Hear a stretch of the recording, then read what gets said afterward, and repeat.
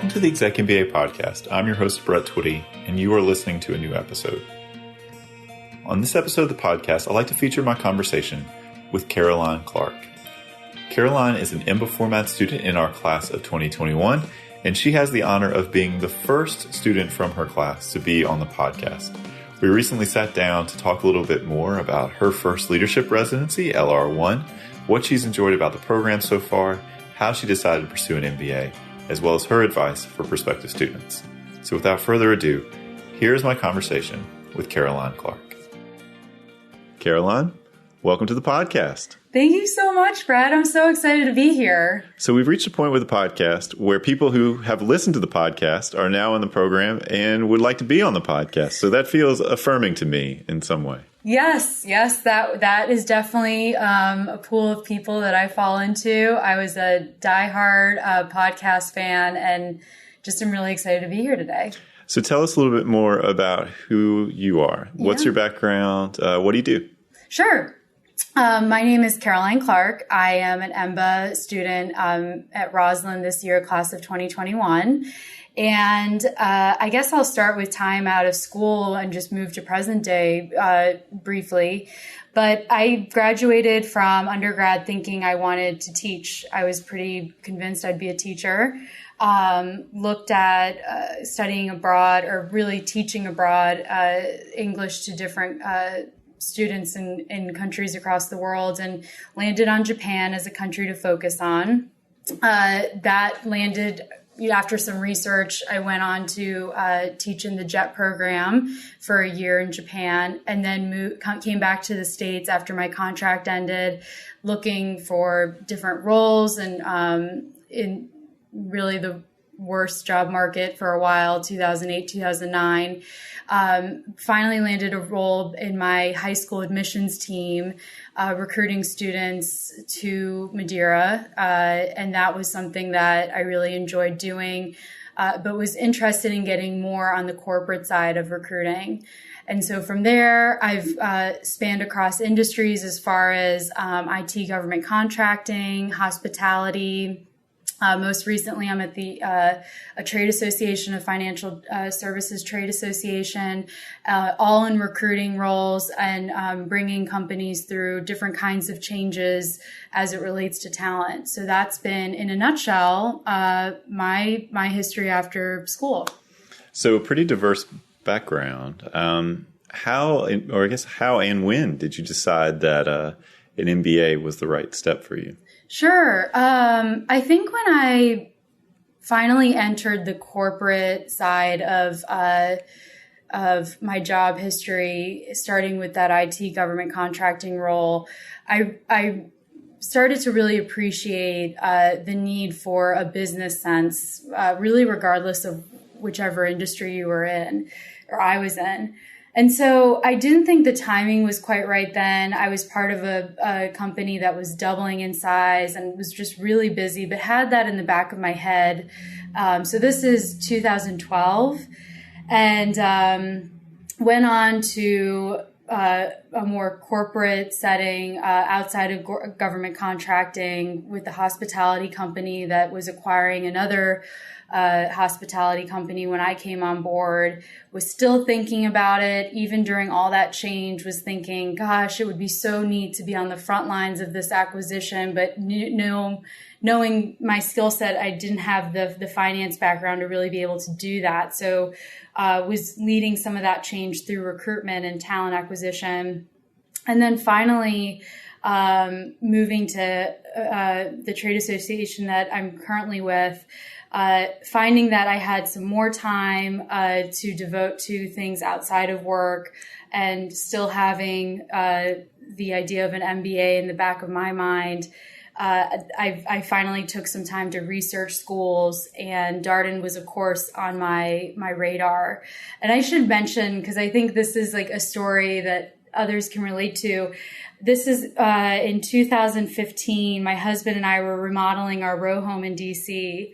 And I had had enough of the dirt and the dust and the just everything going on in the house. So I said, you have to take me out of the city for a weekend. We have to go down to Charlottesville and just get away. And I remember asking him on the way out of town, back to DC. Hey, could we just swing by Darden? I've always, thought about how cool it would be to get an MBA from Darden.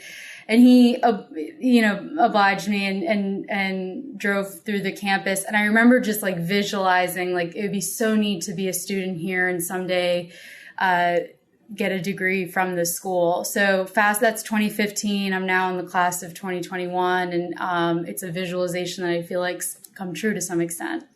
Yeah, that's a pretty great story. That's sort of full circle of just visiting. This would be a great thing to do. And now you're here. Yeah. So one of the things that I think is true is that, when you start the program, it's a lot at the beginning. Darden is not known for easing students in, whether you're talking about the full-time residential program or the executive MBA program. And I'm curious, you've been through LR1 and now you're about halfway through quarter one or so. You've got a residency coming up, I think in a couple weekends. I'm curious how things are going, how you're feeling. Let's talk a little bit about the first leadership residency, though. You got to go to Charlottesville, spend a week there. Mm-hmm. What was that experience like? How would you describe it to someone who doesn't know much about what a leadership residency entails? Yeah, so the night before I went down to Charlottesville, this is over a month ago now, I just remember thinking, like, I haven't been to orientation for so long. The last time, outside of work orientation, when you start a new role, and not that LR1 is only orientation, but there's a good amount of time spent on that activity while you're in Charlottesville during that week. And I just remember being, I think, a little bit nervous the night before. And then the next morning driving down there, getting more and more excited, like the closer I got to campus. And those of us that drove were parking in the garage and kind of finding each other and walking together to the building on campus there in Charlottesville. And it's kind of like the realization of everything you've been working towards, whether you have started researching the school just a few weeks or months ago, or more similar to myself, it's been a year's in the making dream that's kind of coming true. And so, it was really neat we had met each other in the different events in DC as classmates, but seeing all of us in one room and getting ready for the week and not really knowing what to expect, but hoping we were ready and thinking we were ready. It was a neat vibe for all of us to experience for that week. And then orientation was Saturday, Sunday. I think Darden does a really good job of easing you into giving you time to meet one another and just the programming itself. And then Monday morning, we started LR1 with classes in the morning. In the afternoon, we had team activities. And it was neat to meet our learning teams that we had heard so much about. It was neat as an EMBA student to find out where I was going on global residency during my time at Darden. But I guess the main theme here is you hear all about this, all these different things that you're going to experience. And LR1 was kind of the first realization of all that actually happening. That first day of school, what I always think about is no matter whether you're 7 years old or 37 years old, you're starting, third grade, or you're starting an executive MBA program. The first day of school is always still the first day of school. There's that little bit of nervousness that you can tell. Everybody's kind of feeling everybody out and meeting everybody for the first time. It's new people, new environment. There's a lot of excitement, but there's always that tinge of nervousness too. Yeah, and I think what I really appreciated from Darden, I think he's our Dean Dietert, who is really our kind of Darden faculty point of contact for our class. I thought he gave a very real and authentic presentation. I think it was the first programming piece that we had when we arrived on site to Charlottesville. And he kind of went right into the heart of like, get vulnerable, get authentic about who you are, what you're bringing to the table. And like, no one's here by chance. Like we've all in different ways, paved our path to this program or earned our spot. And I thought that was I got the sense that not every program does that. I could be wrong, but I really appreciated how upfront and authentic that felt. The thing that I really appreciated about his remarks, I thought he did a fantastic job, but I think he acknowledged the thing that can sometimes be the elephant in the room with anybody in an MBA program, and that is, I do not deserve to be here. Everybody else deserves to be here, but I feel like I'm somehow an imposter here. And I think that's something that many MBA candidates, and that's full-time exec, struggle with. And I thought he did a really nice job of acknowledging that feeling that he went to Harvard, felt that yes. for a significant stretch of his first year as an MBA student. And so I think that's very important to acknowledge, because I certainly talked to a fair number of prospective students who are grappling with that very thing. They think everybody else is much more qualified than they are and don't see the value that they would bring. Right. So I thought that was one of the most effective parts of that. Absolutely. He kind of opened the door. I'm sure this was very intentional in his remarks, but I remember going into our learning team meetings and having team members, and not just learning team, across the class as well, when we were preparing for our first few days of our LR1 and our first few classes at Darden. I think it gave everyone room to kind of say, I am nervous about this. And like, how can I better prepare? What do you know that could help me do better in class or in my learning team? And I really appreciated how authentic that felt. Some of the cases you read that week are difficult cases, I think, is a way to describe them. I always think about the Safaricom case, which is pretty classic LR1 stuff, which is super long. And it's got a lot going on in the case. These are, for those of you who are wondering about why these cases are so tricky. You're reading a lot of enterprise cases, right? So there's a lot of different dimensions to the to what's going on in these cases. So what were those first classes like? Safaricom was my very first class at Darden, so I can totally relate to everything you just mentioned.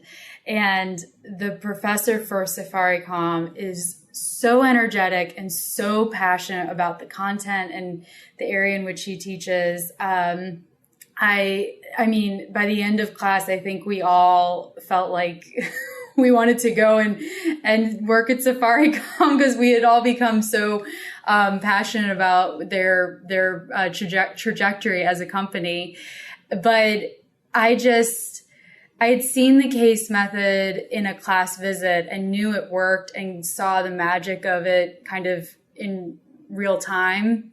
But to be a student and actively participating, or having the opportunity to actively participate and just see all of that come back very quickly it was a lot all at once, but in a really good way. I remember, like, his first question was a cold call to someone at the end of my row. I'm like, here we go. Like, we are starting. Like, there's no soft start here. Like, it was the real deal from the first second of the class. So, but it was incredible even preparing for it. We met as a learning team to talk through some of the discussion questions and, how did you figure this out? This is how I figured out the evaluation. Is this what you got? And we all had different numbers. And I think even the number we finally all worked through in class was different than what any of us got. But we had all at least had a method to get to a solution. And I think that's a lot of what I'm learning at Darden. Even if it's teaching you how to think really effectively. And that's been true of just about every class we've had so far. It's about process, how you approach a particular problem. And I think about the classes and the iterative nature of what you're doing. It's about continually refining that process by, listening to what's going on in class, the perspectives that your classmates bring, and sort of incorporating all that into the framework that you're using. Yeah. So for folks who may be wondering, what's the Safaricom case about? Oh my goodness. So Safaricom is a company. I hope I'm going to remember all of this accurately. Safaricom is a company that started in one space within telecoms and in Kenya. and they were doing really well there, but wanted to spread their business to other countries rather. And they were finding that they were really more successful geographically staying in Kenya than diversifying to these other locations. And then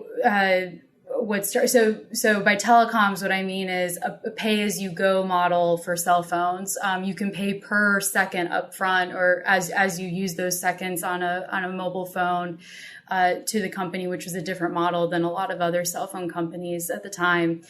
Other companies caught on and were starting to replicate that model. And they were Safaricom was losing market share, as I remember. And so they were starting to offer new services, but not being really as effective in those other sectors. And so I think in all of these challenges, they were, in a nutshell, trying to figure out, like, what is their true identity? Like, who are we as a company? And so that was the situation for Safaricom. The case was, I want to say he was a hedge fund manager deciding for his clients whether to invest in Safaricom or not. And so at the end of the case, you're asked, would you, if you were this hedge fund manager, invest in Safaricom or advise your clients to do so? And the room, it was funny at the beginning, everyone was on board. And then as we talked through the risk and not knowing the landscape of the market, and the market was changing, what will the future look like?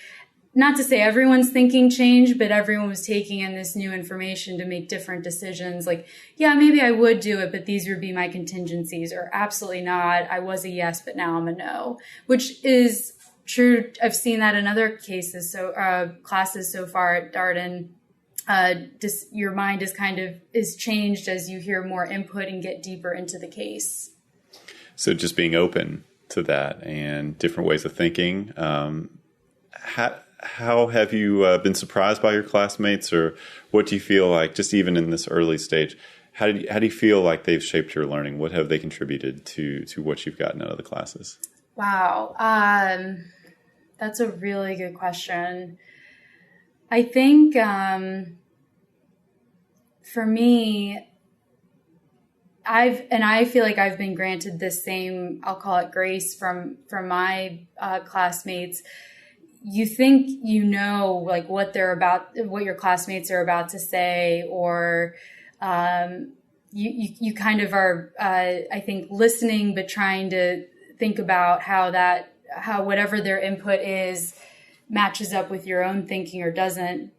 And for me, I think what I've learned is you can't make any assumptions as to what someone's going to contribute. And what I mean by that is, I remember we were talking about risk in a class, and this one person had his hand up for a long time. And I was kind of like, whatever point he's going to bring up, like, we're past it. You know, we're already, there's not going to be much here that we're going to hear that's new information. And when he finally spoke, he said, I'm in healthcare, and risk is not like a number. It's a life or death situation, whether, Project X is going to succeed or not in real time when it comes to my day to day. And I just remember thinking, like, I can't assume that I'll know what my classmates are thinking or how they're interpreting the information that we're being given, and to stay open in my listening and just make no assumptions, really.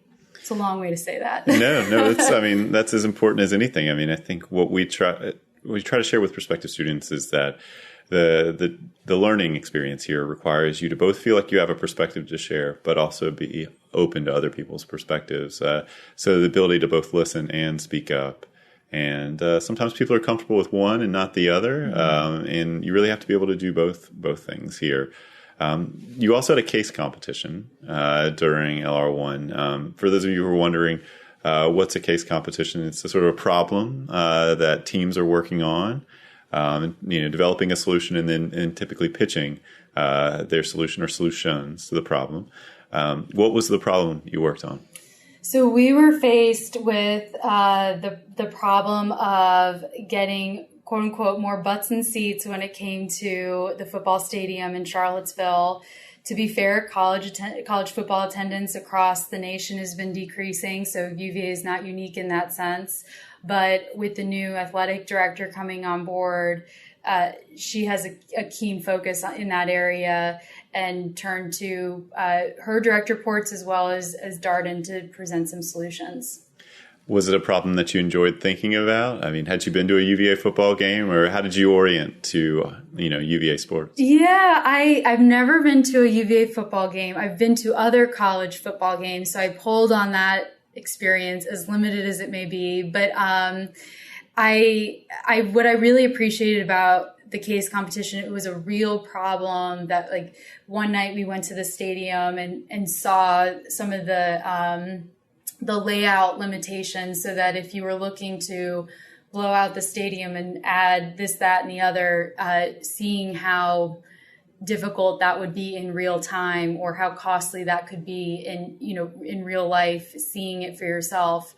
So, and I think also the fact that it was a problem or a situation that was very of the moment and in process of being solved. It wasn't a hypothetical or, in 5 years we might get to this. It was very, of the moment to try to get a resolution. So what was your team's recommendation? Not to put you totally on the spot. I mean, maybe you also recommended that they start 4-0 and be ranked in the top 20. That's an easy way to sell tickets. But I'm curious about, I feel like in some level, we've all been to ticketed events. We have some ideas as to how you might be able to boost attendance. What did your team come up with? Sure. So we kind of had a 3-prong approach, time frame wise, and just general thinking. So the first was short term, get more tickets sold by revamping the website. Right now, when we went online, it was a lot of scrolls to get to the ticket button, and try to get some different packages in there. So we had more repeat ticket buyers with a little bit less effort on the school's part or the ticket department's part. And the second phase was developing more marketing strategy around bringing folks from outside of Charlottesville to the town and to a game. My idea was I really enjoyed our time at the Colony Club, and hey, could we do a brunch and game situation and open it up to more ticket holders?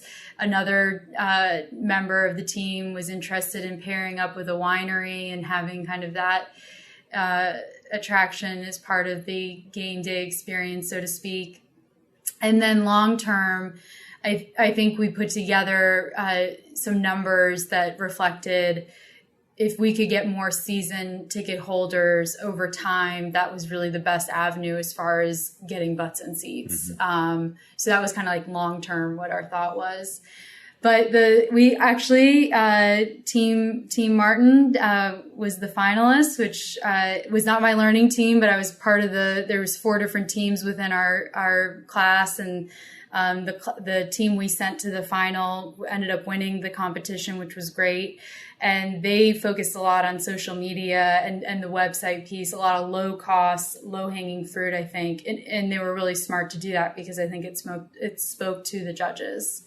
Yeah, and the judges were faculty, and I think weren't there also some folks from the athletic department that actually came and listened to the presentation, right? That's right. One of which, the CFO, is a Darden alum, so that was neat to see. Yeah, so very full week. So you're now in quarter 1. You've had your first weekend residency, which is always exciting. What was that weekend like? It was really exciting. I think I liken it to LR1 as far as like you're a little bit nervous, but mostly excited. I was excited to see my learning team again and classmates in general. We got through a lot of content. I think Saturdays are, maybe my thinking will change here, but they're long, jam-packed days in a really good way. It's a lot of content, starting at 8 a.m. and going until 5 or 6. But it's also a great day as far as catching up with classmates, revisiting material that you've prepared on your own, and being able to talk about the different assignments in class that you've been preparing for a number of days. So I think the hardest part coming out of the weekend is that Sunday afternoon, Monday morning, where you, just being realistic, you have to turn it all back over again as far as like, it's Monday at work, I missed Friday, I have to catch up and get ahead. And then Tuesday night, you're back online with class. So I think that's going to be the area I need to focus on as far as momentum and just sustaining. Yeah, so it's interesting that you bring that up. I mean, I think most students would say Saturday does feel like the longest day, and so for our listeners who are less familiar with the schedule, Fridays start around noon. Although there is a brunch lunch service from 11 to noon, and then class kicks off after a brief homeroom meeting, and then you have class till about 5:30, 6 o'clock on that first day. The second day is about 8 to 5:30, and so that's a full day, to Caroline's point. And then Sunday, day 3, 8 to about 2:30, 3 o'clock. But I've been around for enough of these at this point to know that by the time you get to Sunday, people are moving a little bit slower. It's been a pretty full weekend at that point. And one of the things that is true, our previous schedule used to be Thursday through Saturday. And talking to some of the alumni who knew that schedule, they were saying, "Oh, that buffer day was always nice, right? Just having nothing to do on Sunday." But the trade-off, obviously, was you had a few more days out of the office, and so we've listened to the market, we've listened to students. It seems like Friday, Saturday, Sunday works best in terms of minimizing days away from the office. But ultimately, there is I think an adjustment process. Like, how do you manage this experience? How do you manage your time? Right. And I think we're all working through that right now. I feel like, I know long term, I can't do every assignment. I can't do every discussion question, and I know part of this program is learning what you need to know going into a class to be successful and to retain the information that your professor is looking for you to learn and understand long term.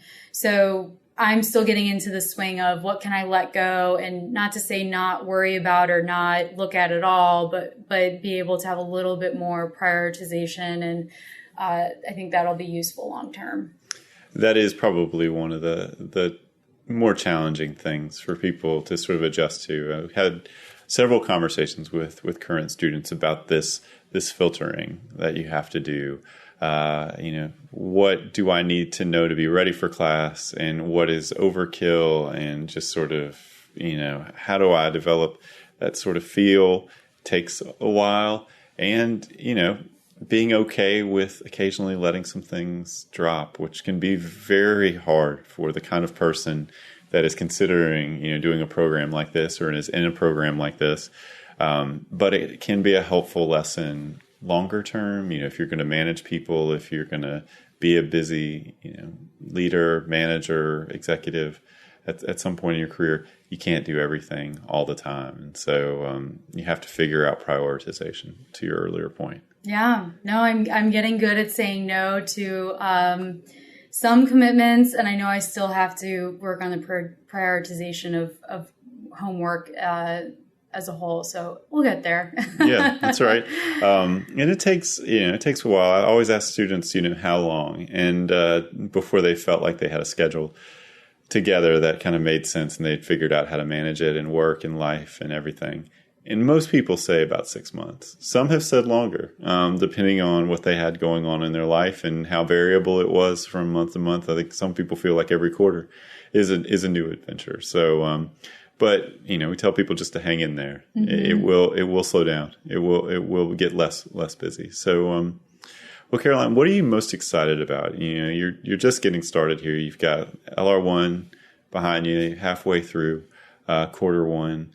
What are you hoping to accomplish in the program? What are you excited about? Yeah, I love that our personal advancement course is one of our first classes that we take this term, along with decision analysis, and then our global economies class as well.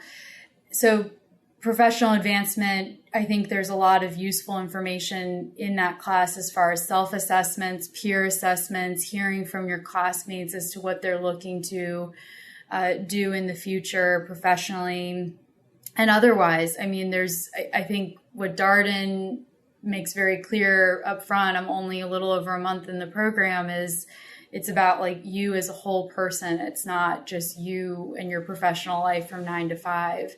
So that class has been just so far really instrumental in giving me space and time to think about that. And, what does the future look like and how does Darden help get me there? And that is complemented by our career advising sessions. I've had 2 of those so far with Sarita, who's been so helpful and just really an incredible listener, but then also has great guidance and advice. So with our time together, actually today I just spoke with different students in the class or my fellow classmates in regards to their career, how they got to where they are today, and just learning more about what they're interested in doing in the future, which I think helps inform my vision as far as what I would like to do as far as career trajectory as well.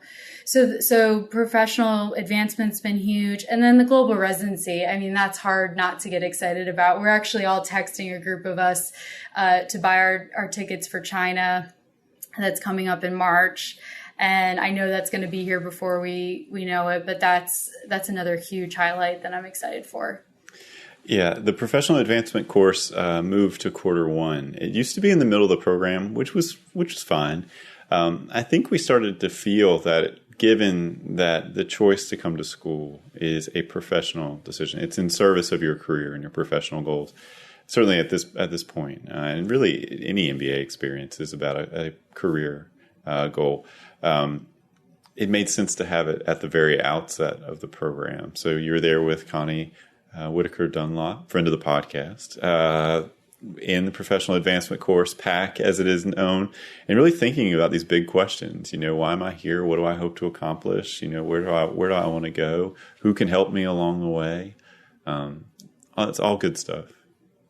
So, Caroline, what's one piece of advice? I feel like this is a classic question of the podcast. We always ask this of everybody who comes on.